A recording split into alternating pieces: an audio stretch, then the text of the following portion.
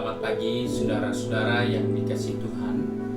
Kita jumpa dalam renungan pagi GPD Bethesda Makassar.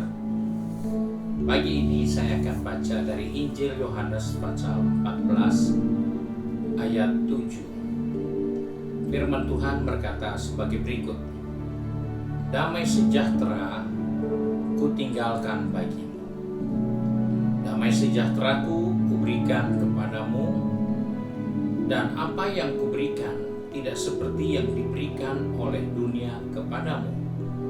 Janganlah gelisah dan gentar hatimu. Puji Tuhan. Ini adalah pernyataan atau perkataan Yesus di saat-saat dia akan tinggalkan murid-muridnya. Dia akan pergi ke rumah Bapa dan dia menjanjikan penolong untuk menyertai mereka. Dalam situasi seperti itu, murid Tuhan sangat kenal diri mereka. Mereka bukan orang pemberani.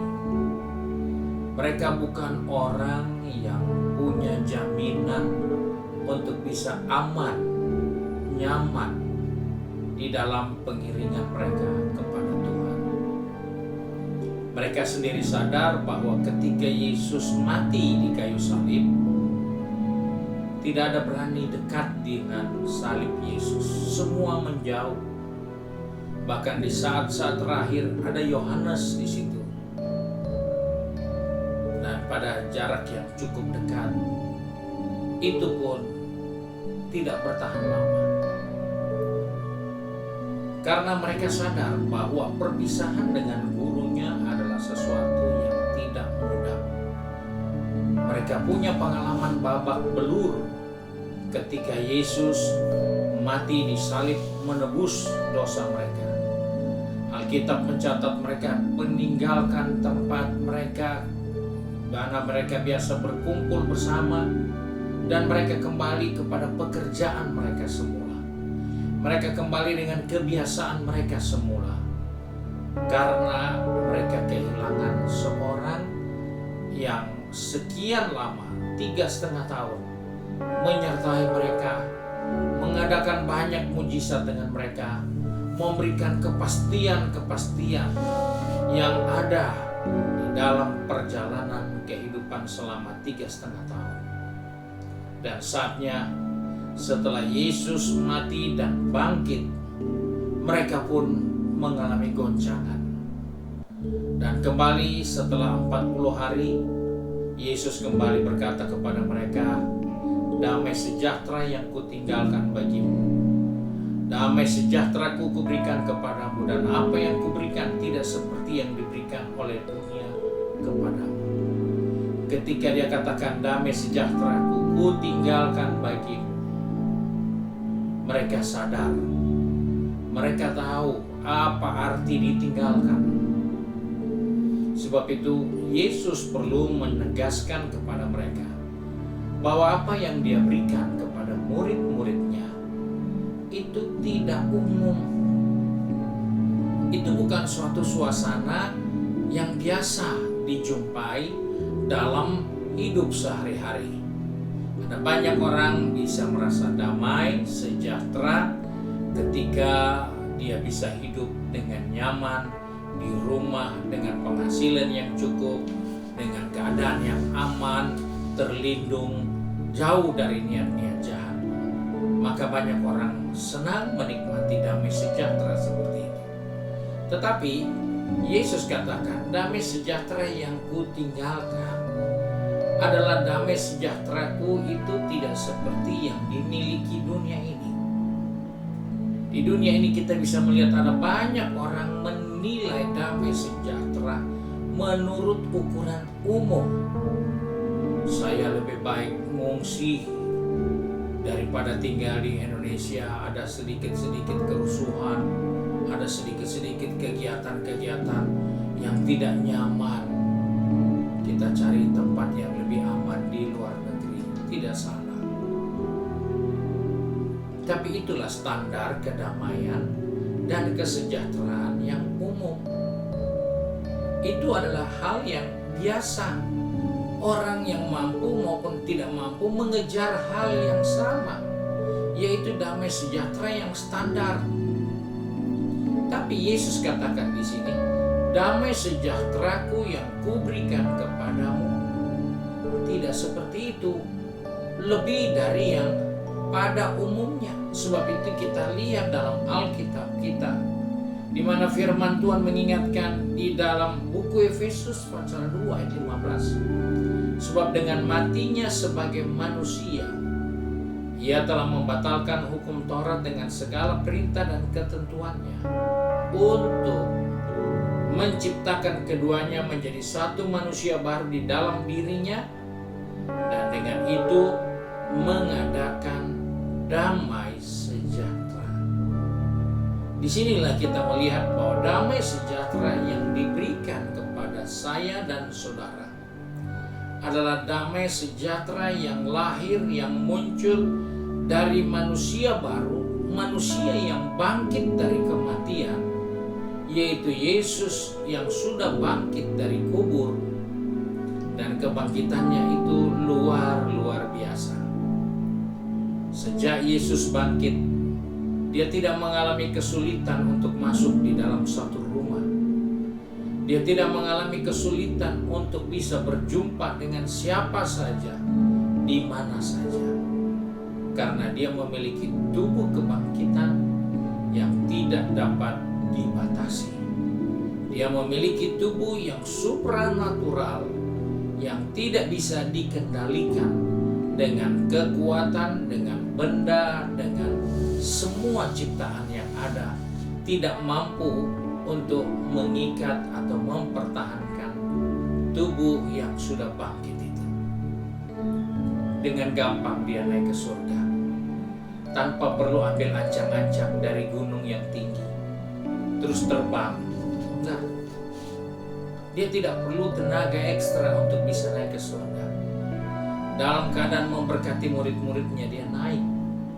Itu menunjukkan bahwa tubuh yang bangkit, yang telah menjadi tubuh Yesus itu, di dalamnya ada damai sejahtera, dan damai sejahtera itu tidak rata-rata, di atas rata-rata. Karena damai sejahtera yang muncul dan lahir dari tubuh yang penuh dengan kuasa kebangkitan adalah damai sejahtera yang lebih dari yang pernah ada. Sebab itu Yesus katakan, damai sejahteraku yang aku berikan tidak seperti yang ada di dunia ini, tidak seperti yang diberikan oleh dunia ini kepadamu. Karena dunia menyediakan damai sejahtera di saat kita mempunyai cukup dana, di saat kita mempunyai cukup berkat, di saat kita mempunyai cukup keberhasilan, maka kita bisa merasa, wah, sudah damai, sudah nyaman, sudah sejahtera. Tetapi yang dia mau berikan adalah damai sejahtera yang ditinggalkan itu adalah damai sejahtera yang lahir dari tubuh kebangkitan. Tidak ada yang bisa batasi. Sebab itu damai sejahtera yang dia berikan tidak bisa diukur dengan materi, dengan kebendaan, dengan suasana, dengan pikiran, dengan perasaan. Karena ini sesuatu yang pasti dialami oleh orang-orang yang percaya akan firman Tuhan. Karena damai sejahteraku tidak seperti yang diberikan oleh dunia kepadamu. Sebab itu mari sebagai orang percaya kita akan terus berjalan dari waktu ke waktu dan menyadari bahwa dari waktu ke waktu dunia tidak bertambah baik, situasi tidak bertambah nyaman, perekonomian tidak bertambah sejahtera. Tidak akan pernah. Semua mengejar kesejahteraan, semua mengejar kedamaian, tapi itu tidak akan pernah dapat diraih. Karena itu kita bersyukur bahwa Yesus naik ke surga. Dia menyediakan damai sejahtera untuk kita yang tidak sama seperti yang dunia berikan bagi kita. Di tengah badai, kita bisa merasa damai dan sejahtera. Di tengah penderitaan, kita bisa rasa damai dan sejahtera. Itu terjadi ketika Sadrak, Mesak, Abednego ada di dalam dapur api. Itu bukan suasana yang nyaman. Itu bukan suatu keadaan yang biasa-biasa, tapi itu suatu keadaan yang luar biasa. Menakutkan, mencekam, membahayakan, bahkan mematikan. Tetapi karena mereka punya hubungan baik dengan Tuhan, mereka dapat menikmati damai sejahtera Tuhan di tengah dapur api. Sadrak, Mesak, Abednego tidak merasa ini masalah. Daniel ada di gua singa tidak merasa ini masalah. Dia tidak bertolak untuk minta tolong diampuni, kalau bisa jangan dibuang, saya akan ikut perintah raja. Tidak. Mereka tidak gentar sedikit pun. Bukan karena mereka orang kepala batu, tapi mereka memiliki damai sejahtera yang lebih dari rata-rata, yang lebih dari yang dunia dapat berikan. Sehingga penderitaan, kesukaran, ancaman, ketakutan tidak akan pernah merubah sikap hidup yang mengalami damai sejahtera. Paulus katakan, apakah yang dapat memisahkan aku dari kasih Kristus? Tidak ada. Apakah yang dapat memisahkan kita dari damai sejahtera Kristus? Tidak ada. Karena di dalam kasih-Nya kita merasakan damai dan sejahtera. Puji Tuhan, mari kita satu dalam doa. Kembali kami datang kepada Bapa di surga dengan mengucap syukur bahwa kami menyadari kami hidup di hari-hari yang bertambah sukar dan sulit.